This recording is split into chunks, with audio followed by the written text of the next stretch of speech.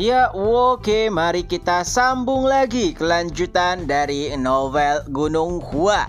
Di sisi lain terlihat Tang Soso yang sedang memeriksa kondisi Unggam. Ia bertanya bagaimana keadaannya saat ini dan Unggam menjawab jika ia sudah menjadi lebih baik. Akan tetapi Tang Soso juga tahu benar jika Unggam masih harus memiliki banyak istirahat. Oleh sebab itulah Soso memerintahkan Unggam untuk setidaknya tidak memegang pedangnya setidaknya 15 hari ke depan. Ya, Soso tahu jika Unggam berusaha untuk melatih dirinya tak lama setelah dirinya bangun dari kondisi kritis, dan tentunya itu akan memperlambat penyembuhannya. Oleh sebab itu ia memaksa Unggam untuk sedikit bersabar.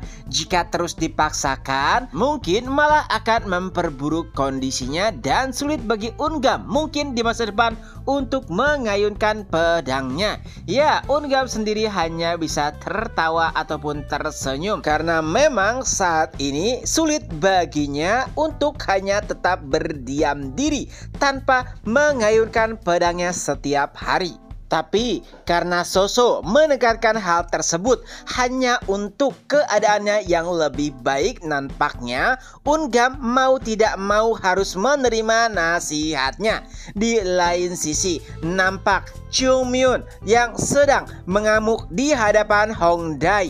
Ya, ia begitu kesal dengan Hong Dae karena bahkan sebelum pertempuran dimulai, Hong Dae malah melarikan diri. Saking kesalnya ia mulai memaki-maki Hong Dae. Ia juga berkata, pimpinan serikat pengemis macam mana yang melarikan diri sebelum pertempuran? Sungguh memalukan. Aku bahkan tidak pernah melihat hal tersebut dahulu. Tapi tentunya Hong Dae memiliki alasannya sendiri. Ia berkata jika ia sedang meminta bantuan, walaupun Chung Myun sama sekali tidak mempercayai perkataan omong kosongnya. Memang benar, saat kedatangan klan 10.000 orang dan menyerang Gunung Hua, Hong Dae sudah memiliki pandangan ke depan, yaitu sulit bagi Gunung Hua untuk menang. Ia mengetahui kekuatan Chung Myun dan juga 5 pedang. Akan tetapi sangat berbeda jika mereka melakukan pertarungan nyata ataupun pertarungan hidup mati. Jadi daripada membawa bantuan dan menuju kematian, lebih baik menghindari pertempuran tersebut. Tapi nampaknya semuanya di luar perkiraannya. Chung Myun lebih kuat daripada apa yang ia bayangkan. Ia bahkan tidak menyangka jika Gunung Hua bisa menang tanpa kehilangan satu nyawa pun. Padahal 2 tahun yang lalu Gunung Hua merupakan sekte yang hampir runtuh. Tapi apa yang ia lihat sekarang sangatlah berbeda. Semua itu karena orang gila yang sedang memakinya.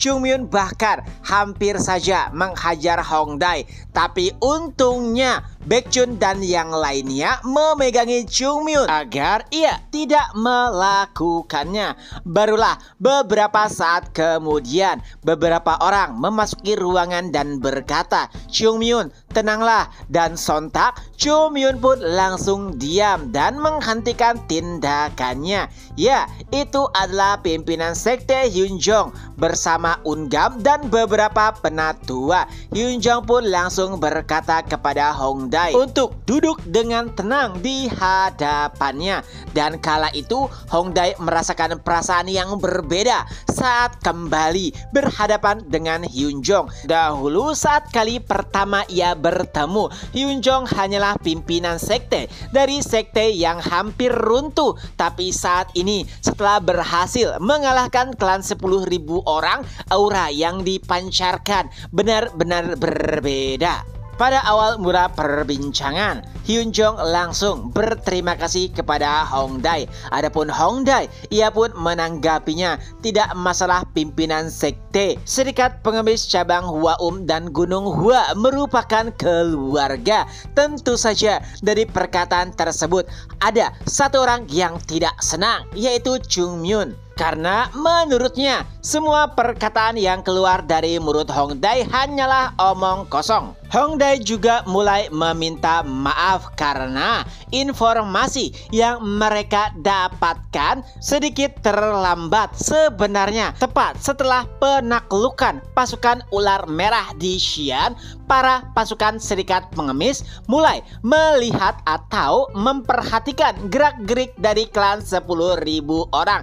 Tapi nampaknya mereka sedikit kecolongan. Lalu ia juga berjanji di masa depan ia akan memperhatikan klan 10.000 orang dengan lebih teliti dan kejadian seperti sebelumnya tidak akan pernah terjadi lagi. Tapi setiap kali Hongdae menyebutkan kata klan 10.000 orang, itu membuat Chung Myun murka. Ia menggila dan bahkan berkata akan menyerbu mereka seorang diri. Tapi untungnya ada Hyun Jong di sana. Saat Hyun Jong berkata, "Chung Myun, tenanglah, jangan berlebihan." Sontak Chung Myun langsung tenang. Dalam perbincangan tersebut, Hyun Jong juga sempat bertanya bagaimana kondisi Ungam. Nampaknya Hyun Jong masih sangat khawatir.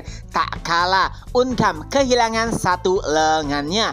Tapi Ungam menjawab jika dirinya sudah lebih baik. Tidak hanya itu, Ungam juga menjelaskan jika pertarungan mereka melawan klan 10.000 orang bisa menjadi sejarah yang tidak akan pernah hilang di Gunung Hua. Di mana Gunung Hua belum benar-benar pulih tapi berhasil mengalahkan mereka tanpa korban satupun. Ya, walaupun Ungam harus kehilangan satu lengannya, tapi itu juga masih merupakan sebuah prestasi. Oleh sebab itulah ia mengusulkan kepada pimpinan sekte untuk sedikit tenang dan menikmati masa-masa mereka saat ini. Mendengar perkataan tersebut, nampaknya Hyun Jong setuju. Lalu ia pun memerintahkan Hyun Yong untuk menyiapkan sebuah pesta kemenangan atas pertarungan yang sangat sulit melawan klan 10.000 orang. Di malam harinya,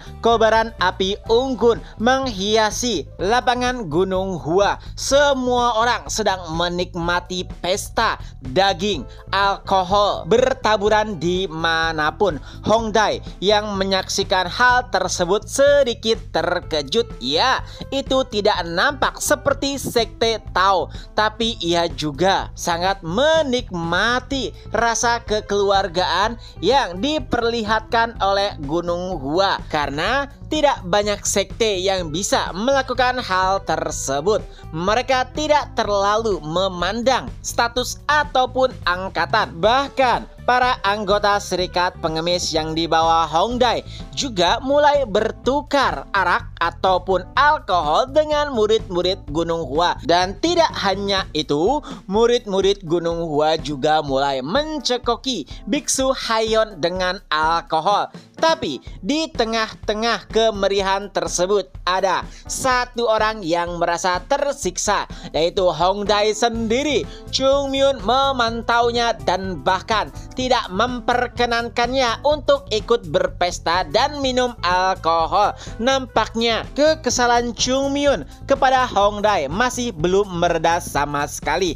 Untungnya murid-murid Gunung Hua seperti Soso, Baekjun mulai menghentikan Chung Myun agar tidak mengganggu Hongdae dan mempersilakannya untuk mengikuti pesta layaknya orang-orang lain. Dan tidak sampai di situ, Baekjun bahkan melarang Chung Myun untuk terus menengguk alkohol hingga akhirnya tiba-tiba Hyun Yong pun mendekat. Awalnya Chung Myun mengira jika Hyun Yong akan membantunya, tapi apa yang dikatakan Hyun Yong di luar perkiraan. Ia berkata, "Baekjun, Jika Chungmyeon meminum alkohol 1 tengguk saja, kau akan aku hukum.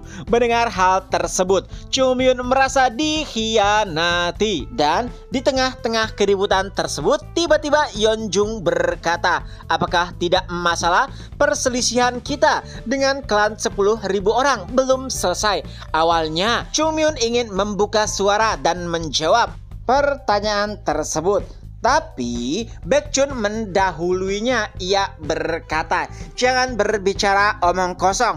Bahkan di pertarungan sebenarnya, mau menang ataupun kalah, para pejuang tetap meminum alkohol. Dan itu semua untuk membangun mentalitas dan juga moral pasukan. Memang benar, meminum alkohol tidak akan menyelesaikan masalah, tapi setidaknya bisa membuat mereka sedikit lebih tenang. Perkataan Baekhyun membuat para murid menjadi lebih nyaman. Ini adalah pesta yang memang harus dilakukan.